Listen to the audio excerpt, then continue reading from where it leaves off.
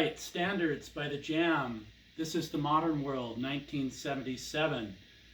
The first Jam LP I ever bought. I encountered that album some 40 years ago when I was 17 years old.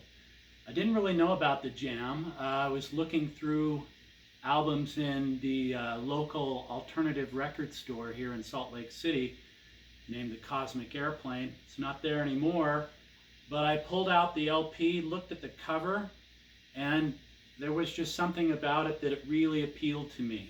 Kind of under the flyover, the three guys, especially the guy in the sweater with the arrows going up and down and the Who button right there. That got my attention. So I bought the LP, brought it home, played it, really liked it. My 17-year-old self. Yeah, and Standards was a song off the LP that always appealed to me. I guess this was Weller's first foray into, Orwellian songwriting. I remember seeing some pictures back in the day of Weller reading, 1984 with a pair of sunglasses on in his suit.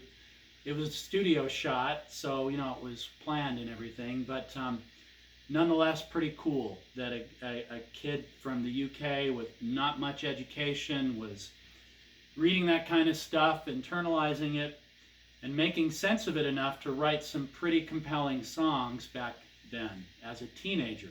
Amazing. Okay, Standards. I'm going to be playing that today on this 1980 Rickenbacker 330 in Burgundyglow, which is the same color as Weller's first Rickenbacker, only his was a 74 or a 76 Burgundyglow. So this one's, 4 to 6 years younger than his. But I outfitted it with this nice Carnaby Street sticker that was just like Weller's that he slapped on his guitar back in the day, that was sourced to me, given to me in a packet of stickers by a very, very generous, kind guy over there in the UK named John, also, like me. So thank you, John N., for all of those stickers. Really cool. Put them on this guitar here, and, really nice gift. Okay, Standards. I'll stop yakking here about that other stuff. Standards. Pretty basic jam song as far as early jam songs go.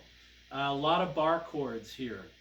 But the intro riff and the verses is basically 3 chords. So we start here at the 7th fret barring, and then an A shape at the 9th fret.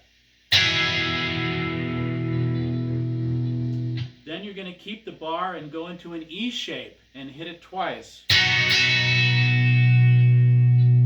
Then you want to drop that whole thing 2 frets down to the 7th, E shape, slide it back up to the 7, hit it twice, and then back in.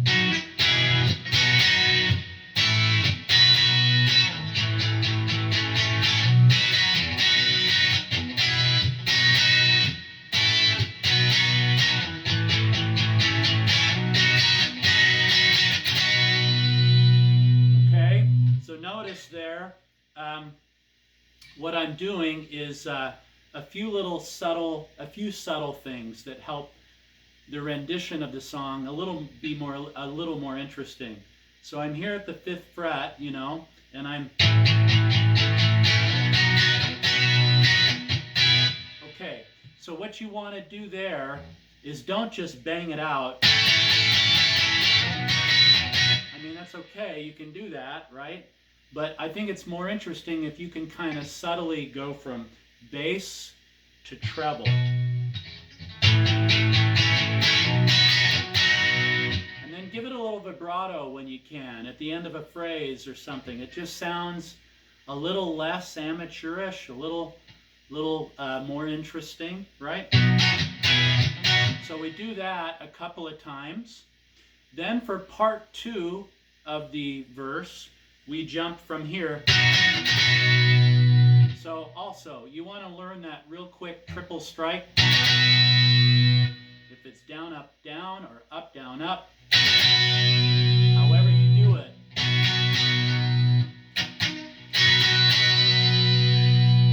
With a little vibrato at the end of it. Then we're going to jump up here to the 9th. So barring at the 9th, E minor shape. Only I like to remove the pinky on this one. A little jazzier, little more of an edge. Back down here to the 7. Down to the 5. 7.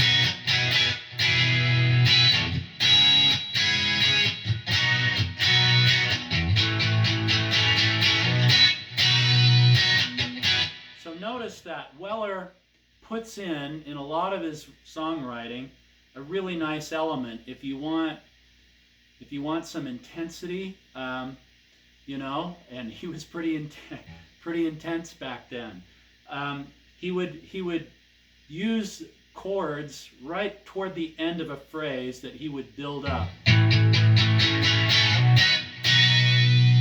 So I mentioned that earlier, but just keep that in mind, because that build-up chord occurs at various times during the song, and it really helps, okay?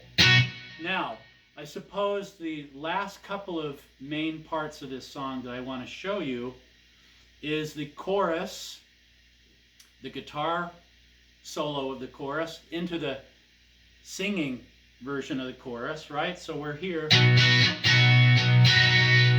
we plunge into the chorus by jumping down here to the 2nd fret, okay, barring in an E shape. So if you played it like that, you would get this. Right?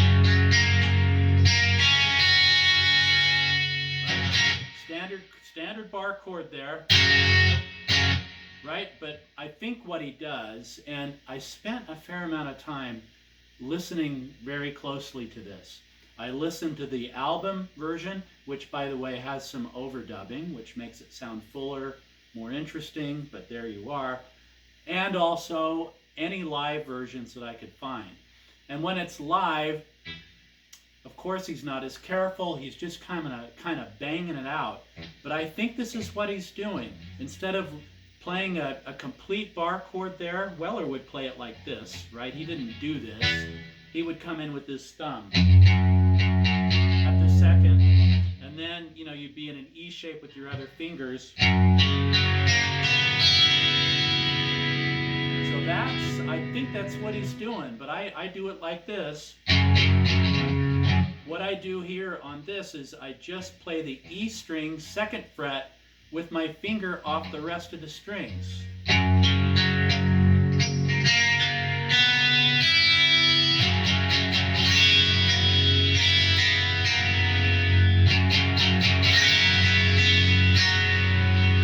Okay?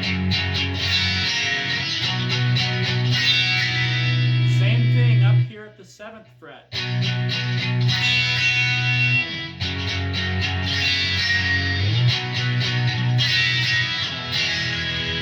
To an E. So bass strings and then treble strings. However you want to do that, right? Downstroke those trebles or smack them coming up.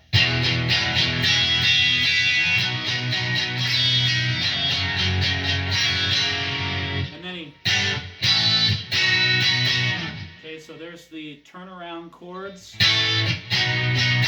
Then you come down here for the vocal. Stand its rule, okay. Stand its rule, okay. Stand its rule, okay. Stand its rule, okay. It's another wind-up chord right there. Weller winding up. 5th fret, barring, E shape. 1, 2, 3, 4, 5, 6, 7, 8, 9. And then really smack that last one. And then you can simulate Buckler's snare cracks. He does 2. To get you back into the intro verse, you can just go. So hold your fingers over the strings, smack it twice, and then you're right back here. Now, something else that should be obvious, but I just want to mention, you use a lot of palm muting in this song, right? You can play it without palm muting, but then it gets really muddy. So if you use your palm to kind of almost count the beat,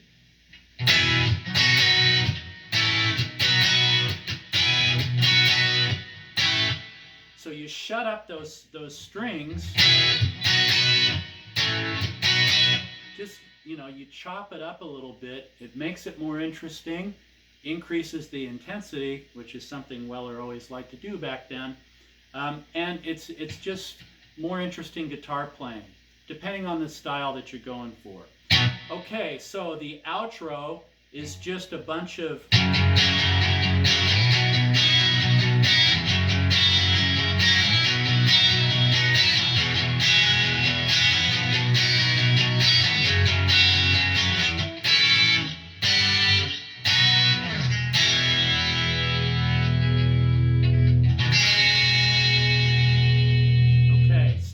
doing there. You know, you got the 2nd to the 7th, right? You got that. Then the outro is just 3 bar chords to an E, an open E chord. So we're here at the 5th in an E shape. 3rd fret, same shape. 7th fret, same. Then just keep your fingers where they are. Remove the bar. Slide that down to an E. And then on the LP, he, you know, plays the E. Then he lifts off his pinky, puts it on the high E string 2nd, and you get this.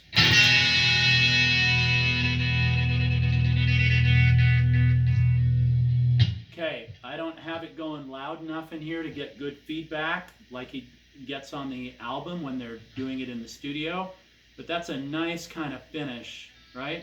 And